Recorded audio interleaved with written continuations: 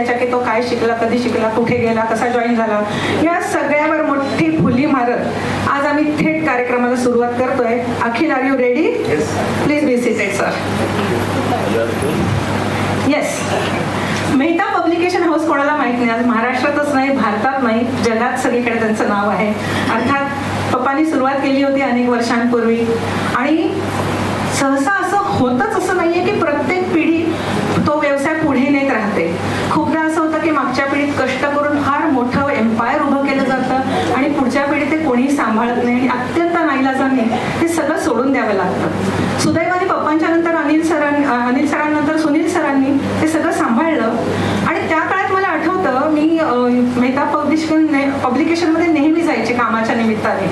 तर हा एक छोटा मुलगा तेव्हा असा 20-22 वर्षाचा किंवा 18 पण असेल, 7-8-10 वर्षापूर्वीची गोष्ट आहे.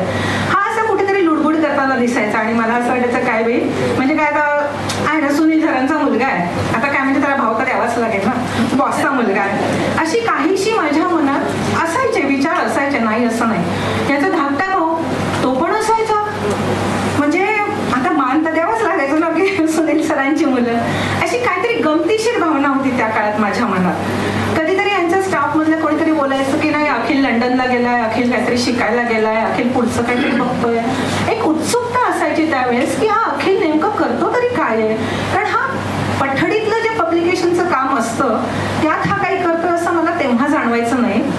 पण नंतर तो जसा पुढचं सगळं शिकून आला, नव्या आजच्या पिढीला किंवा आजच्या नव्या युगाला आवश्यक असं सगळं ज्ञान घेऊन आला आणि ज्या झपाट्याने त्याने सगळं छान हातात घेतलं.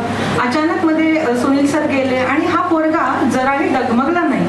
त्याने समर्थपणे आज 3ऱ्या पिढीत प्रकाशन व्यवसायाची धुरा खूप छान सांभाळली आहे. आणि एवढंच नाही तर अखिल आल्यापासून मला एक वेगळा चेंज जाणवतो की आमच्यासारखे आता म्हणजे मी 60ला आले म्हणजे नॅचरली मी म्हणजे प्रौढावस्थेच्या पुढे गेले. हा तरुण मुलगा आमच्याशी इतकं छान जमून घेतो, हा आम्हाला कुठेही म्हातारपणाची जाणीव होऊ देत नाही. अभि तो मैं जवान हूं. तर अखिल नेहमी उलट असं बघतो की आमच्या अनुभवाचा उपयोग प्रकाशन संस्थेला कसा होईल आणि तो आमच्याशी असं छान रॅपो डेव्हलप करतो. मी त्याला मेसेज टाकला आणि त्याचं उत्तर आलं नाही असं कधीही झालेलं नाही. समजा मी फोन केला आणि त्यांनी काही कारणाने उचलला नाही, थोड्या वेळात त्याचा फोन येतो, तो विचारतो हा मॅडम काय झालं, काय करायचंय. इतकं असं छान त्यांनी रॅपो डेव्हलप केलंय. तर अखिल याच्याबद्दल मला तुझं अतिशय कौतुक वाटतं. मला सांग, सुनील सर होते तेव्हा तू काय काय करायचंस? सर्वप्रथम पहिले मी असं म्हणू इच्छितो की मला या रंगमंचावर बोलवलं आणि मी आय थिंक इथं सर्वात लहान आहे आणि तरी पण तुम्ही मला एवढं कौतुकाने इथं मला बसून इंटरव्ह्यू घेताय, याच्यासाठी सर्वप्रथम मी पुस्तकप्रेमी फॅमिलीचा ऋणी आहे आणि थँक्यू सो मच.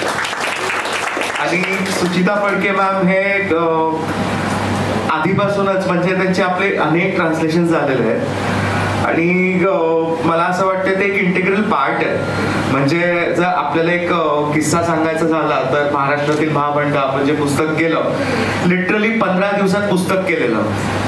मला वाटतं सरकार बसवायला जास्त वेळ लागला, पण आपण ते पुस्तक त्याच्या आधी केलं. मग इथपर्यंत आहेत संबंध. आणि त्यांच्या प्रश्नांचं उत्तर देता असं की जेव्हा माझे वडील होते त्यावेळेस 10वी झाल्यानंतर त्यांनी मला सांगितलं की तू आता काय करणार आहे. तर काय, मी क्रिकेट खेळणार आहे, टाइमपास करणार आहे, उड्डाण टप्पू करत फिरणार आहे मी. तर त्यांनी म्हटलं नाही, तू ऑफिसवर यायचं. म्हटलं येतो, ठीक आहे. तर पहिलं काम त्यांनी सुरुवात केली की म्हणजे हे पुस्तक आहेत आणि हे गठ्ठे बांधायचे की म्हणजे तिथून सुरुवात त्यांनी मला करायला लावली की बाबा पहिले पुस्तकं किती जड असतात, ते हँडल करणं किती अवघड आहे. म्हणजे आपण वेगवेगळ्या प्रदर्शनाला जातो, इकडे जातो तिकडे जातो, पण तिथे कष्टाची किती कामं आहे हे पहिले त्यांनी मला रिअलाइज करून दिलं. सगळ्या एक्झिबिशन्सला नेणं हे त्यांचं पहिलं ध्येय होतं, कारण का त्याच्यामुळे माझे पुस्तक विक्रेते, इतर जे बाकीचे जे प्रकाशन व्यवसायामधले जुडलेले लोक आहेत, इतर प्रकाशक आहेत, त्यांच्यावर माझी ओळखी व्हायला लागल्या. आणि त्यांनी मला सर्वसाधारण ई बुक्स काय असतात पहिले तिथं त्यांनी इन्व्हॉल्व्ह केलं, कारण का त्यांना असं वाटायचं की बाबा हे कुठेतरी फ्युचर आहे आणि हे तूच सगळं बघ. आणि अर्थातच माझे आजोबा जे आमचे कंपनीचे संस्थापक आहेत, तर त्यांनी पण त्यांना साथ दिली की नाही बाबा, की तू करतोयस ते तू तुझ्या पद्धतीने कर. त्यांचा स्वभाव इथं सगळ्यांना माहिती आहे, म्हणून कुठे ना कुठेतरी काही ना काहीतरी खटपट व्हायची, काही ना काहीतरी व्हायचं. पण मला असं वाटतं की right now I feel very proud की त्यांनी ज्या पद्धतीने मला ग्रूम केलं आणि ज्या पद्धतीने त्यांनी मला संस्कार केले, भले ते आरडाओरडा करून असेल, चिडून असेल, समजून असेल, प्रेम करून असेल. So I am very lucky. तू म्हणालास आरडाओरडा करून. बिंग इंडियन, आपल्या आई वडिलांना वाटतं की साम दाम दंड भेद, यातल्या ना मुलांना आधी दंडच केला पाहिजे जास्ती. आपल्याकडे ना शिस्त याच्यावरती खूप जास्ती भर आहे, प्रेमाने समजावण्याकडे जरा कमीच आहे. सो इट्स ओके, आम्ही पण खूप खाल्लेले आई वडिलांचे दणके. सो पोरं पण डामट असतात. पोरं बिचारी इनोसंट असतात, काय कळतं असं मला तेव्हा वाटायचं. आणि आता माझी मुलं मोठी झाल्यात, पोरं फार डामरट असतात, या तर मी आली आहे. येस, गठ्ठे बांधल्यानंतर पुढे तुम्ही काय केलं? आता तू 12वीत वगैरे पुढे गेला असशील, त्याच्यानंतर सांग. पुढे हळूहळू वेबसाईट कशी व्हावी किंवा IT चं जे सगळं होतं की एकंदरीत सॉफ्टवेअर्स, मे बी ते कसं होतं की त्यांचं त्याच्यामध्ये अभ्यास होता, पण तिथं कुठेतरी त्यांना लिमिटेशन्स होते आणि त्यांना त्यांचे ब्रेन सेल्स ओपन करायचे होते की माझे कुठेतरी इनपुट्स असतील किंवा त्याच्यामुळे त्यांना त्याचा फायदा होईल आणि इव्हेंच्युअली तो कंपनीला फायदा होईल. असं कुठेतरी त्यांनी मला ग्रूम करून ते तिथे इन्व्हॉल्व्ह करायचा प्रयत्न केला भरपूर गोष्टींमध्ये. की म्हणजे सारी दिवाळी आली की बाबा आपण डेकोरेशन कसं करावं किंवा हे कसं करावं, एक कव्हर डिझाईन आहे तर कव्हर डिझाईन हे का कसं करावं, चंद्रमोहन सर का चांगले कव्हर डिझायनर आहेत किंवा कोण चांगले डिझायनर नाही आहेत आणि हे पुस्तकाचं कव्हर असं का पाहिजे. त्याच्यानंतर त्यांनी मला दोन वेळा फ्रँकफर्टला, एकदा लंडन बुक फेअरला नेलं.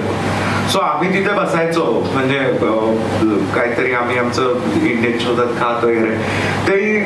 ते असं जेव्हा मला सांगायचे की बाबा हे एजन्सीज आहेत, यांचा इम्पॉर्टन्स काय, आपण यांच्यावर रिलेशन्स का जपले पाहिजे, ही सर्व मंडळी इथं का आहेत आणि आपण इथं का येतो, पण आपल्याला इथे येण्याची गरज आहे का, हेही म्हणायची गरज नाही आहे, पण इथं काय यायला पाहिजे. म्हणून त्याच्यानंतर जे 2023 मध्ये मी परत फ्रँकफर्ट बुक फेअरला गेलो माझ्या भावाबरोबर, तर त्यावेळेस मला लिटरली एक 5-6 दिवस आम्ही दोघं फक्त आणि फक्त मला तेच आठवण येत होते की म्हणजे कसं त्यांनी मला हे सगळं सांगितलं विश्व काय आहे. आणि तेच मी साहिलला ज्यावेळी पास ऑन करत होतो की ही एजन्सी आहे, हे पब्लिशर आहे, ह्यांच्यावर आपण का भेटतोय, त्यांचे कारण काय, आपण पुस्तकं कशी चूज केली पाहिजे, पण त्याचं नेगोशिएशन्स कसे व्हायला पाहिजे, की ऑफर्स कसे असतात, त्याचे ॲग्रीमेंट्स कसे असतात, त्याचं पूर्ण कॉन्ट्रॅक्ट्स कसे केले जातात, त्याचं पुढे आपल्याला करायचं काय, त्याचे एथिक्स काय, त्याचे प्रिन्सिपल्स काय. म्हणजे इथंपर्यंत त्यांनी मला हळूहळू समजवलं.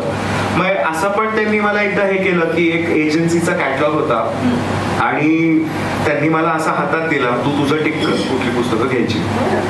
तर त्यावेळेस मी जस्ट आय थिंक फर्स्ट इयरमध्ये किंवा 12वीतच असेल आणि त्यावेळेस मी टिक केले काय काय. मग त्यांनी मला नीटपणे समजवलं की बाबा हे तू केलंय बरोबर आहे आणि हे आपण का नाही करू शकत, हे पुस्तक आपण का नाही केलं पाहिजे, त्याचं कारण काय की बाबा हे पुस्तक केलं पाहिजे आणि हे का नाही केलं पाहिजे. एक असे कुठले त्याचं काही डेफिनेशन्स नाही आहेत, पण ते थोडंसं इन्स्टिंक्टिव्हली आणि थोडा तो एक्सपिरियन्सच असतो की बाबा हे मार्केटमध्ये कुठलं चालेल का, वाचकांना हे आवडेल का, मराठी वाचक कसे आहेत. आणि सुदैवाने आज तो एक्सपिरियन्स ज्यावेळी माझ्याकडे आहे, ज्यावेळी त्यांनी मला ते सगळं ज्ञान दिलं, त्यावेळेस मी आज स्वतः ते एलॅबरेट करू शकतो की कुणी आज पुस्तकं माझ्याकडे घेऊन येत आहेत किंवा ट्रान्सलेशनला पुस्तकं आहेत, त्यावेळेस असं आता एक फॉर सिम्पल एक्झाम्पल, टिंटिन मराठीत नाही आलेलं, माझी खूप इच्छा आहे, मी प्रचंड फॅन आहे टिंटिनचा, पण ते मराठीत वाचेल का कोणी असा प्रश्न आहे. की इतकं मोठं पुस्तक आहे, इतकं काय काय आहे की इतके सुंदर आहेत त्या कॉमिक्स बुक्स ते सगळे, पण ते मराठीत वाचतील का लोक. मे बी पप्पांनी नाही म्हटलेलं, मला असं वाटतंय वाचतील, एक प्रयोग करून बघायला हरकत नाही. पण ऑन अ वायडर स्केल आज तुम्हाला जरी विचारलं तरी तुम्ही टिंटिन मराठीत वाचाल का, प्रॉब्ली तुम्ही नाही म्हणा. आम्ही बरेच मोठे झालं प्रायोगिक तत्वावर आपण आपण करून बघूया. असं म्हणतात ना, लता मंगेशकर नेहमी म्हणतात की कल्पवृक्ष म्हणजे त्यांच्यासाठी त्यांच्या वडिलांनी कल्पवृक्ष लावला त्यांच्या एका पिढीसाठी. इथे तर अनिल सरांनी लावलेला कल्पवृक्ष आज 3ऱ्या पिढीपर्यंत पोहोचलाय. ही अत्यंत कौतुकाची गोष्ट आहे. मला अखिल असं विचारायचं आहे की तुमच्या काही पॉलिसीज आहेत का की अशा पद्धतीची पुस्तकं आम्ही घेतच नाही किंवा आमचा प्रेफरन्स फक्त अशाच पद्धतीच्या पुस्तकांना, म्हणजे विषयाबद्दल तुमचं काय असतं धोरण? विषयाबद्दल असं धोरण नाहीये, पण सर्वसाधारण आय थिंक प्रत्येक प्रकाशक, मला असं वाटतं हिंदी असू दे, मराठी, तमिळ, इंग्लिश, त्यांचे कॅटलॉग्स आहेत आणि कॅटलॉग्समध्ये खूप त्यांचे कॅटेगरीज ठरलेले आहेत आणि त्या कॅटेगरीजमध्ये ते फिट इन होतात का असं कुठेतरी बघितलं जातं. आता जर मेहता पब्लिशिंग हाऊसला तुम्ही बघितलं तर आपली शेतीवरची पुस्तकं फार नाही आहे. ओव्हरऑल आपला कॅटलॉग किंवा तिथं आपलं we are lacking in that and I would say it's, हे दुर्दैव आहे.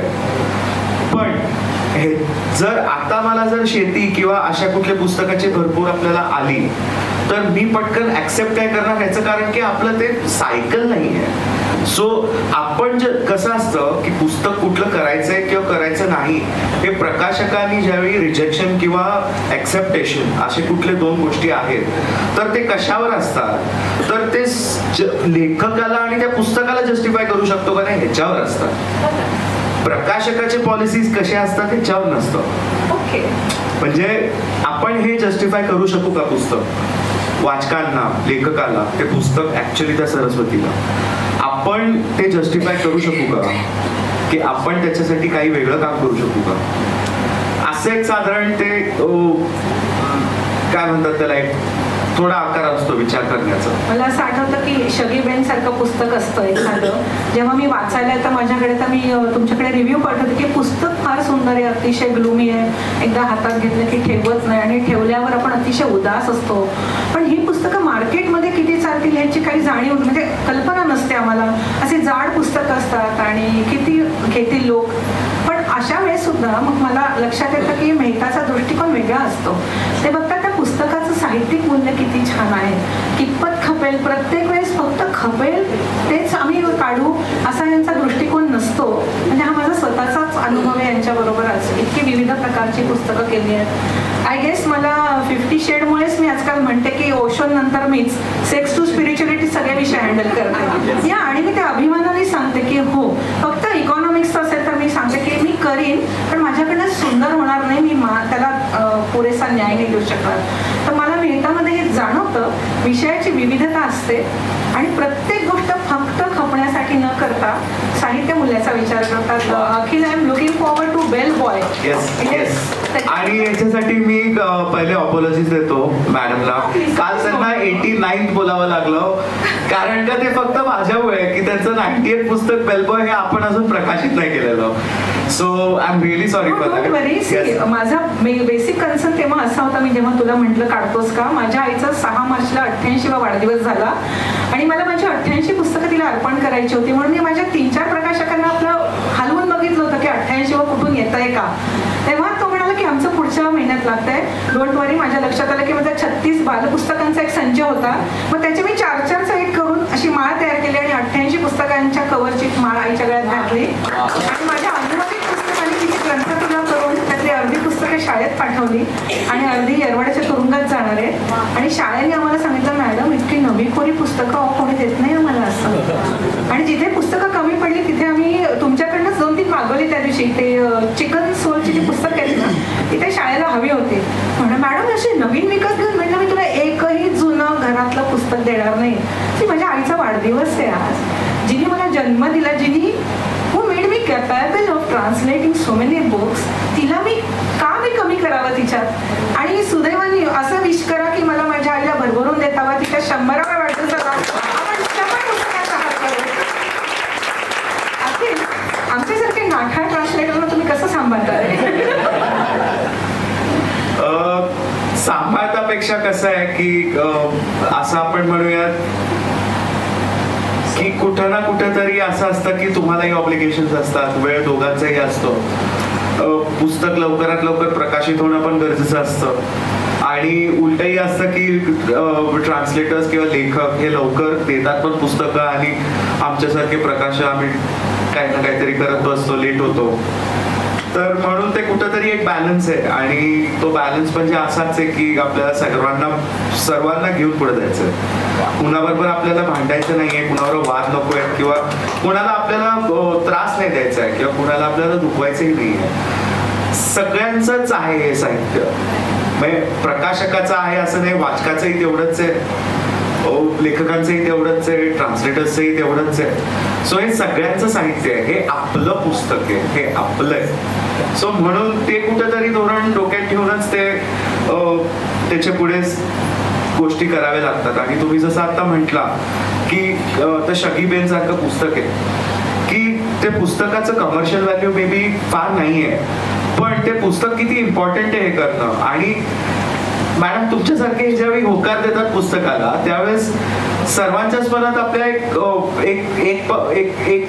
काय म्हणतात एक टप्पा पुढे जाऊन आपला एक तो रिस्पेक्ट वाढतो की म्हणजे हे पुस्तक करणं किती इम्पॉर्टंट आहे. कारण त्याच्यासाठी असं पण होतं की सगळ्यांकडे वेळ नसतो. मे बी आधीचे काही ट्रान्सलेटर्सना काही त्यांचे कमिटमेंट्स असतात किंवा त्यांचा कलच वेगळा असतो किंवा त्यांना हे इंटरेस्ट नसतो अशा गोष्टींमध्ये. सो म्हणून डिपेंड्स, म्हणजे पब्लिशिंग व्यवसाय हाच आहे की खूप लोकांना जोडून सगळ्यांबरोबर रिलेशन मेंटेन करून, भले ते फॉरेनर्स असतील, इंडियन्स असतील, तमिळ्स असतील, ह्या सगळ्यांना आपण एकत्र ठेवून आपण पुढे जायचं. खरोखर म्हणजे महाराष्ट्रात राहून हा मुलगा सगळ्या जगभराशी कॉन्टॅक्ट ठेवून आहे आणि सगळ्यांना सांभाळून येत आणि हे यांना आपल्या वंश परंपरागत मिळालेल्या वारशाची भूमिका फार मोठी आहे. हा जो आपलेपणाचा उल्लेख यांनी आता केला, मी तुम्हाला गंमत सांगते, मी दर दिवाळीत मेहतामध्ये जाते आणि सगळ्यांना काहीतरी छोटासा खाऊ देते, सगळ्या स्टाफना इंडिव्हिज्युअली देते. मागच्या दिवाळीत असं झालं की माझे नंदेचे यजमान गेले आणि मी चाळीसगावला नाशिकला होते आणि मी येऊच शकले नाही दिवाळीत. आणि जेव्हा मी आले तेव्हा मी इतकी त्या वाईट ह्याच्यात होते की मी गेले पण नाही. मला सगळ्यांनी म्हणलं मॅडम या दिवाळीत तुम्ही आला नाही. म्हणजे त्यांच्याकडे कैक माझ्यासारखे कैक अनुवादक आहेत, पण या मॅडम यावर्षी आल्या नाहीत ही आपुलकी, किंवा मला फोन करून की मॅडम तुम्ही आला नाही त्यावेळेस, ही आपुलकी मेहताकडे नक्कीच मिळते. अखिल, आजच्या जगात ई बुक्सकडे किंवा किंडलकडे जरा तरुण पिढीचा ओढा जास्त येतो. What are your plans regarding that? आपले already e books full fledged आहेत आणि आय थिंक आपले ऑलमोस्ट इन प्रिंट एक 2,500 ते 3,000 टायटल्स तर आहेत, त्यातले 2,000 ई बुक्स ऑलरेडी आहेत आपल्याकडे. तर ई बुक्स आपलं आय थिंक लॉकडाऊनमध्ये तर वंडरफुल सेल होता आणि लोकांना त्याच्यामुळे ॲक्च्युली खूप उपयोग पण झाला त्याचा. सो ई बुक्स हे पारंपरेने चालत राहणार आणि मला असं वाटतं आता ई बुक्स हा प्रकरण फार वेगळं झालंय. म्हणजे समजा आता अमेझॉनवर तुम्ही एखादं पुस्तक मागवलं तर अमेझॉन लगेच म्हणतं की why wait for 2 days, just start reading immediately. म्हणजे त्याचा उपयोग पण असा आहे, just not the commercial value, पण एक कुठेतरी एक ease of living your life त्याच्यासाठी तो आहे. मला असं पण वाटतं की ई बुक्समुळे फार जे बाहेर आपले मराठी भाऊबंद आहेत त्यांच्यासाठी ते किती उपयोगी झालंय, म्हणजे ते किती सोपं झालंय. हो, म्हणजे आज पप्पू काळे वाचायचंय किंवा माडगुळकर वाचायचंय, within a second it's in their hands. So ह्याचा हा जास्त मोठा इम्पॅक्ट आहे. ई बुकच्या पाठोपाठ तुम्हाला ऑडिबल वरती यावंसं नाही वाटत का स्वतंत्रपणे? ऑडिबल मुळात भारतात नाही अजून, तर त्यांचं होई नाही कसं काय चालू आहे. Audio books. सो ऑडिओ बुक्सच्या संदर्भात मला इथे एक सगळ्यांना प्रश्न विचारायचा आहे की तो ऑडिओ बुक्स कोण ऐकला रेग्युलरली? अक्षरशः तुम्ही प्लीज हँड रेज करा जे ऑडिओ बुक्स रेग्युलरली ऐकतात. आता 6, 7, 8 साधारण 8 हात वर आलेले आहेत 100मध्ये. तुमच्यापैकी स्टोरीटेल, ऑडिबल किंवा ह्याच्यासाठी तुम्ही पैसे मंथली किती जण भरता? मी पैसे भरून ऐकत नाही काही. आणि तुम्ही संपूर्ण पुस्तक ऐकता का 100% start to end? Audio books हे एक असं प्रकरण आहे ना ज्याची चर्चा खूप होते, पण ऍक्च्युली तेवढे ऐकणारे नाही. म्हणजे आता हा सूर्य आणि हा जयद्रथ असतो. टू बी व्हेरी सिम्पल, आपल्याकडे जेवढे क्वेरीज येतात की आम्हाला ऑडिओ बुक करायचे आहेत, आम्हाला ऑडिओ बुक करण्यामध्ये इंटरेस्ट आहे, तेवढे वाचकांचे नाही आहेत. किंवा जे ऍक्च्युली ऐकणाऱ्यांच्या लोकांची जी संख्या आहे किंवा एक्झिबिशन मध्ये जातो किंवा कुठे कुठे जातो ते वाचक मंडळी असं नाही विचारत की बाबा ऑडिओ बुक्स आता हे पुस्तक आहे हे माडगुळकर आम्हाला ऑडिओ बुक म्हणून कधी ऐकायला मिळेल का, हा प्रश्न नाही आहे. पण आठवड्यातून 10 इन्क्वायरी येतात की आम्हाला ऑडिओ बुक कन्व्हर्जनसाठी कुठलं काम आहे का, स्टुडिओज असतील किंवा रेकॉर्डर्स असतील असे. सो मी फार होपफुल नाही आहे ऑडिओ बुक साठी, टू बी व्हेरी ऑनेस्ट. आपल्या सगळ्यांकडनं याला सांगून ठेवते की तुला जर कधी करायचं असेल तर इकडे खूप सारे व्हॉइस ओव्हर आर्टिस्ट आहेत माझ्या सकट, बरं का, आम्ही करू, आपण करूया ना याला मदत. On the other hand audio books आपण केलेले, सो स्टोरीटेल वरती आपला काही प्रमाणात आपला कॅटलॉग आहे आणि माडगुळकर आहे, थोडंफार रणजित देसाई पण आहेत म्हणजे ऑडिओ बुक्स आपण केलेले आहेत. पण मला पर्सनली, हे माझं पर्सनल ओपिनियन आहे आणि प्रॉब्ली जे खरंच ऑडिओ बुक्स ज्यांना आवडतात ते प्रॉब्ली रागवतील माझ्यावर, पण मी फार मला नॉट बिकॉज सी की एकतर बाहेर देशात कसं एक थोडा पीस ऑफ माइंड आहे, बागा आहे, गाडी चालवताना का पीस ऑफ माइंड, गाडी चालवताना peace of mind, oh my God, तो वेळ नाही मिळत, ती शांतता नाहीये. आणि त्यासाठी मला असं वाटतं रीडिंग जेवढं इझी आहे ना त्याच्यापेक्षा ऑडिओ बुक ही जास्त अवघड आहे, कारण का तिथे गुंतून राहणं आणि त्याच्यावरती कॉन्सन्ट्रेट करून ते ऐकणं हे जास्त अवघड आहे. त्याच्यापेक्षा रीडिंग हे जास्त सिम्पल आहे. गुड, हा पॉईंट खूप महत्वाचा आहे आणि लक्षात नव्हतं आलं, पण आत्ताच दिसतं की 100 फक्त 7 किंवा 8 हातवर आहेत. तुझ्या म्हणजे साहिल सुद्धा तुझ्याच बरोबर काम करतोय आणि आमच्या सुनबाई सुद्धा तर तुला जॉईन झाल्यात असं आता मला कळलंय. पुढचं काय प्लॅन आहे तुमचं आता, काही वेगळं काय आणणार आहात तुम्ही आमच्यासाठी? पुढचा प्लॅन असा आहे की म्हणजे असं मी सांगू इच्छितो की मला अजून हिंदी लँग्वेज मला एक्सप्लोअर करायची आहे आणि त्यासाठी साहिल पण भरपूर कीन आहे. आणि ह्याच्या व्यतिरिक्त वेगवेगळे नवीन नवीन जेवढी लोक इन्व्हॉल्ड आहेत, स्टाफ असू दे किंवा घरचे पण असू दे, तर जास्त इनपुट्स येतात आणि जास्त पुस्तकं चांगल्या पद्धतीने होऊ शकतात, हे एवढंच महत्वाचं आहे. आणि जोपर्यंत साहिल इज कन्सर्न, तो आय थिंक तो आता जस्ट 22 वर्षाचा आहे आणि वडील गेले ते 20 वर्षाचा होता. So he is doing wonderful, म्हणजे कॅनॉट आस्क एनिथिंग बेटर. पण घरातले धाकटे थोडेसे पॅम्पर्ड असतात, स्वाभाविकतः असतात ते, त्यामुळे त्यांच्यावर तो होणारा आघात वेगळाच असतो, पण त्यांनी स्वतःला छान सांभाळलं आहे. येस, तो एका स्वरूपात भरपूर सेल्सच्या गोष्टी बघतो. म्हणजे जे माझ्या वडिलांनी मला करायला लावलं की बाबा जाऊन बुकसेलरशी बोल किंवा जाऊन वसुली करू नये, हे पैसे देत नाही, जाऊन त्यांना म्हणणं नाही ते तू पैसे आणल्याशिवाय मी तुला जेवायला देणार नाही. सो मी पण थोडंफार तसं करतो की तुला काय हवं आहे ना, ते पहिले ते बुकसेलरचे पैसे वेळेवर येऊ दे, ते तू तुझं बघ आणि मग काय करायचं ते कर. सो असं मी पण करतो आणि तो करतो. असं एक ते कुठेतरी एक स्पोर्टिंग नेचर आहे. म्हणजे तू सहजगत्या वडिलांची भूमिका स्वीकारली असता त्याच्या. हा, म्हणजे आय थिंक माझ्याकडे दुसरं ऑप्शन नाही आहे. मग मी कुठून ते नॉलेज रिकलेक्ट करू की समोरच्या नॉलेज पास ऑन कसं करायचं हे त्यांनीच मला शिकवलं. बाकी मला माहित नाही अजून की नॉलेज पास ऑन कसं करता येईल. त्याच्याशिवाय तुला तुझ्याकडून काही वेगळं आज बोलायचं का या प्लॅटफॉर्मवरती? मला फक्त एवढंच बोलायची इच्छा आहे अजून की पुस्तक वाचत राहावं. म्हणजे असं भरपूर वेळेस होतं की एक काळ असतो की सगळेच पब्लिशर्स कडनं पुस्तकं येत नाहीत खूप, किंवा एक स्लॅक असतो की कुणाकडनं काही चांगलं येत नाहीये. त्यावेळेस ती आर्थिक गडी अशी बिघडते.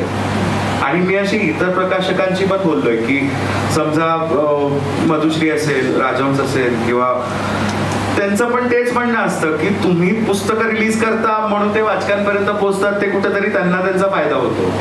मग त्यांनी कुठेतरी रिलीज केले ते आपल्याला त्याचा फायदा होतो. सो हे हँड इन हँड असं रिलेशन आहे. आणि वाचन करत राहणं हेच महत्वाचं आहे. सो म्हणून माझं एवढंच बोलायची इच्छा आहे या मंचावर की वाचत राहावं. Yes, that's a wonderful message, wonderful parting message I should say. So वाचत राहा. थँक्यू. एक मिनिट. मुख्य म्हणजे त्यातलं कंटेंट जे होतं ते कंटेंट म्हणजे खूप वरवरचे प्रश्न शिक्षकाने त्याला काही विचारले नाही. वडील आणि तो त्याच्या नात्याबद्दल विचारलं, साहिल आणि तो त्याच्या नात्याबद्दल विचारलं, नंतर ई बुक्सबद्दल विचारलं, ऑडिओ बुक्सबद्दल विचारलं. या सगळ्या गोष्टीबद्दल त्याचे जे म्हणजे मांडणी होती आणि विचार होते त्यातलं कंटेंट खूप चांगलं आहे. म्हणजे असे त्यातला म्हणजे खूप असा अभ्यासपूर्ण आहे. म्हणजे त्याचं त्या गोष्टीची जी तयारी आहे ती तयारी त्याच्यामध्ये दिसते. अखिलची आणि माझी पहिली भेट जी झालेली होती की ती 2022 मध्ये झालेली होती. अनिलबाईंच्या हस्ते आपण 2022चा पुस्तक प्रवीणचा दिवाळी अंक प्रकाशित केलेला होता. आणि त्यावेळेला म्हणजे अखिल, साहिल, त्याची आई, सुनील हे सगळेच कोल्हापूरमध्ये होते. दिवाळीचे दिवस होते ना, सगळे अनिलबाईंच्या घरी होते. आणि त्यानिमित्तानं अनिलबाईंच्या घरी काही वेळेला भेटी झाल्या आणि अनिलबाईंच्या स्टोअरमध्ये पण भेटी झाल्या. मग या भेटी होत असताना त्या दिवाळी अंकाचे जे फोटो काढले गेले त्यातले काही फोटो म्हणजे प्रकाशनाच्या अनिलबाईंच्या हस्ते झालं, खेळसाहेब पण त्या प्रकाशनामध्ये होते. तर त्यातले काही फोटो सुद्धा म्हणजे अखिलने काढलेले होते. आणि काल म्हणजे त्याची आठवण त्याला मी करून दिली. पण एक काय झालं की सुनील सर गेल्यानंतर ज्या वेळेला अखिलबरोबर फार बोलायचा प्रसंग आलेला नाही, पण ज्या वेळेला बोलायचा प्रसंग आला त्यावेळेला आता तो त्या एम्पायरचा प्रमुख बनलेला असल्यामुळं त्याला मी म्हणजे अरे तुरे बोलायच्या ऐवजी म्हणजे सर म्हणून बोलायला सुरुवात केली. आणि काल त्यांनी मला बाजूला घेऊन अगदी स्पेसिफिकली सांगितलं की काका काय तुम्ही मला अखिल म्हणा आणि अरे तुरे बोला, म्हणजे मला तर सर वगैरे असं मला ऑकवर्ड होते तसं बोलू नका, असं त्यांनी काल मला अगदी स्पेसिफिकली सांगितलं. खरं म्हणजे वडिलांच्या छायेत नाही यायला त्याला खूप कमी वेळ मिळालेला आहे. म्हणजे सुनील सर गेले त्याला काय फार दिवस झालेले नाही आहेत. आणि मग त्याच्यानंतर म्हणजे माझा आता प्रश्न जो आहे तो प्रश्न विचारतो की त्याच्यानंतर अशा मुलाखतीचे प्रसंग किती आले? भरपूर आले इनफॅक्ट. आणि मला वाटतं मुख्यतः जी मोठी आली ती चेन्नई बुक फेअरला आली. सो चेन्नई बुक फेअरला ऍक्च्युली इथं सगळ्यांना माहीत पाहिजे तामिळनाडू स्टेट त्यांचं जे हे आहे काय म्हणतात कल्चरल डिपार्टमेंट मिनिस्ट्री, ते इतकं सुंदर काम करतायत की ते ऍक्च्युली बुक फेअर भरवत आहेत. आणि आता जस्ट त्याचं स्टार्टिंग पॉइंट असल्यामुळे सर्व पब्लिशर्स जे वेगवेगळे लँग्वेजेसचे आहेत ते स्वतः बोलवत आहेत चेन्नईला. आणि लिटरली स्टॅलिन जे CM आहेत तर त्यांचे जे PA हे स्वतः धूल डस्ट मध्ये उभं राहून ते बुक फेअर घडवत आहेत. आणि ह्याचं कारण एकच आहे की तमिळ लँग्वेज ही भारतात सगळ्या भाषांमध्ये अनुवाद व्हायला पाहिजे त्या भाषेचा. त्याच्यासाठी स्वतः स्टॅलिन सर आमच्या बरोबर बसून चेक साईन करून लोकांना पैसे दिलेले आहेत. म्हणजे हे भाषेवरचं हे प्रेम आहे किंवा काय आहे माहित नाही, पण हे जे डेडिकेशन आहे हे खूप मला म्हणजे it was eye opening for me की एक चीफ मिनिस्टर असे करू शकतात. हे पहिल्या मुळात प्रश्न पडला आपले चीफ मिनिस्टर आहेत पण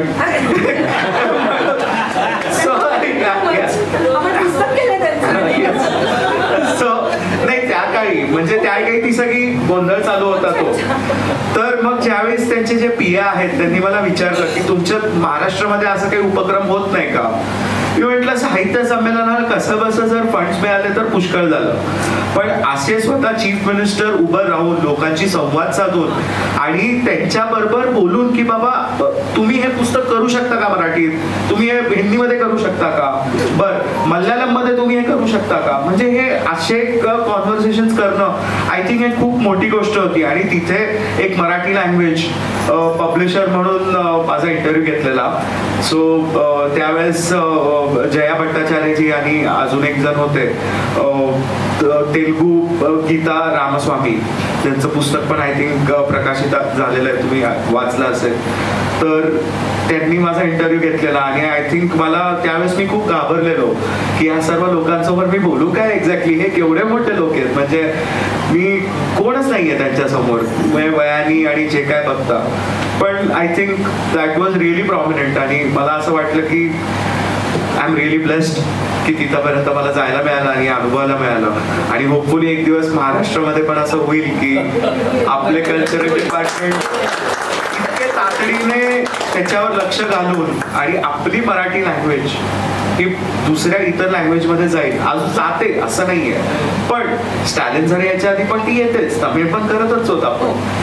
पण ते किती इम्पॉर्टंट आहे हे करणं, म्हणजे मला खरंच कौतुक वाटलं. आणि ज्यावेळी साहिलनी पण अनुभवलं, he had no words to express की हे किती सुंदर असू शकतं.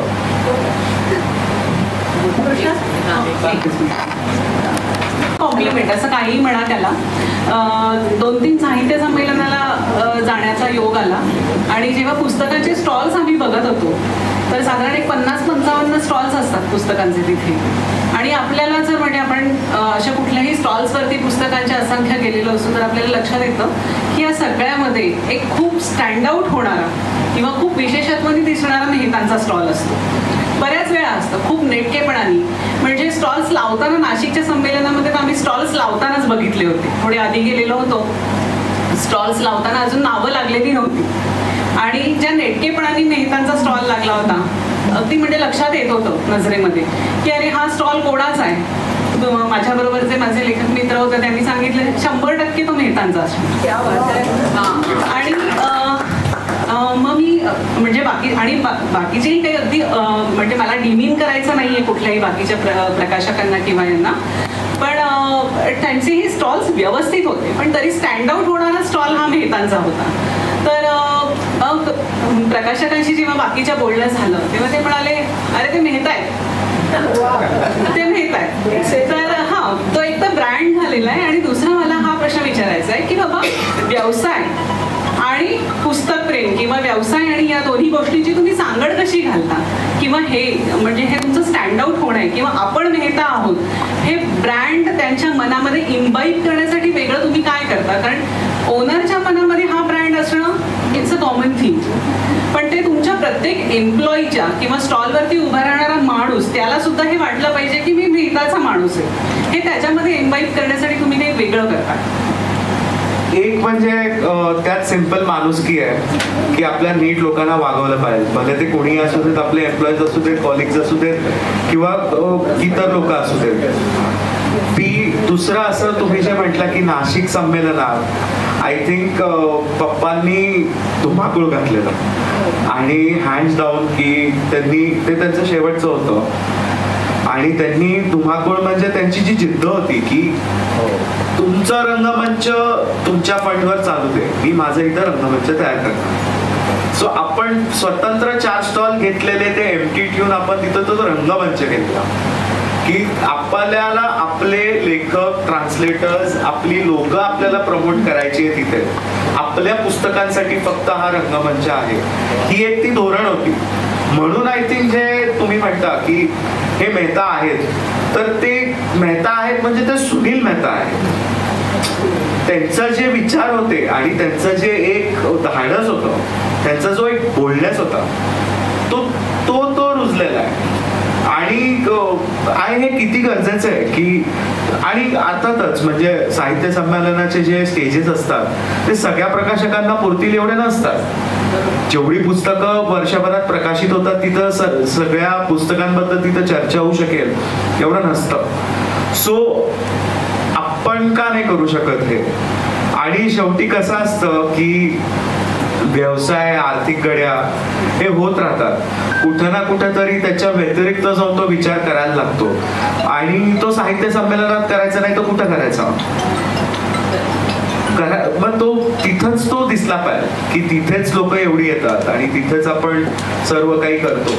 मग आय थिंक आपल्या आठवत आहे सोलापूर का सांगलीच्या साहित्य संमेलनात ते विश्वास पाटील सरांचं जस्ट आपलं संभाजी आलेलं, त्यावेळेस पप्पांनी 2 मावळे घेतलेले, त्यांना ड्रेसअप केलेलं आणि 4 स्टॉल भरून फक्त संभाजी लावलेलं टॉप टू बॉटम, किल्ला केलेला तो. सो ती एक अशी विजन आहे. सो अर्थातच की त्यावेळेस ते संभाजी तेवढं विकलं पण गेलं वगैरे वगैरे, ते सगळे आर्थिक गड्या आहेत जे काय आहे. पण नसतं जरी गेलं तर असं आपण म्हटलं असतं का की हे नव्हतं करायला.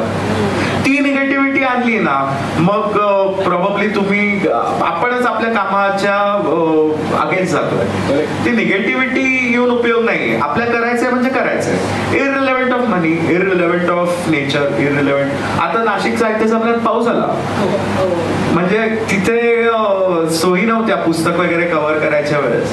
त्यावेळेस आपण मोठीच्या मोठी एवढे सगळे 4-5 स्टॉल कव्हर करायला, म्हणजे 4-5 ब्लॉक्स, म्हणजे 4-4चे 1 ब्लॉक असे आपले 12 स्टॉल्स कव्हर करण्यासाठी जे आपण काही खर्च केला, तर तो अजूनही म्हणतात की खर्च खूप झाला, पण झाला तो झाला. असं विचार करून उपयोग नाही. भले ते नेचर असू दे, आपल्या कामाचं स्वरूप असू दे, भले ते प्रमोशन असू दे, काहीही येऊ शकतात अडचणी किंवा काहीही येऊ शकतं. पण ऑल इट मॅटर्स की तुम्ही तुमच्या कामावर इमानदार राहायला पाहिजे. मला एवढंच कळतं की just be true to yourself and your work. अजून कोणाला विचारायचं? हा, ते आम्हाला टाइम लिमिट आहे. सो मी